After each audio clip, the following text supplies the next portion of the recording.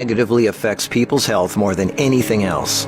Alcohol, cigarettes, the donut, hamburger. Sure, they're all pretty bad for you, but most people know that and at least try to limit their intake somewhat to these items, even a little bit. But it's the things we don't think about that can really cause damage. Things we use every day so regularly we don't even think about how its constant use could actually be killing us.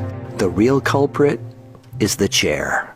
We were given legs for a reason. Most third world cultures don't even have chairs, and they walk an average of 10 miles a day. We in the modern world, on the other hand, spend most of our entire waking days sitting down. People go right from bed to sitting on the toilet, after which they sit at the breakfast table, then they sit in the car as they drive to work and spend the entire day sitting at a desk, only getting up to sit in the toilet and in the cafeteria. Then they sit in the car to drive and sit at the local bar for happy hour. Then when they've had enough of that, they go drive home and spend the rest of the day sitting in a comfortable chair watching TV before they crawl to bed to recover from all the physical exertion that day. And when people go out, they sit at a restaurant or a movie theater. Sitting all day is far worse for you than you might think. A 2010 American Cancer Society study following over 123,000 people from 1993 to 2016 found these alarming results. People who were inactive and sat for over 6 hours a day were 94% more likely to die during the time period studied than those who were physically active and sat less than 3 hours a day.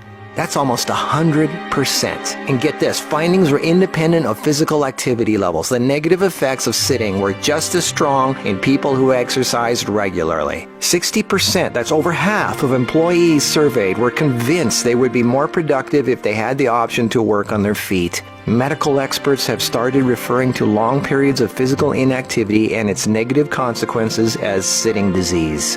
Below this video are links to an endless list of medical studies showing physical inactivity and low fitness are serious threats to cardiovascular health. Even with a low body fat index, sitting has been linked to non-alcoholic fatty liver disease.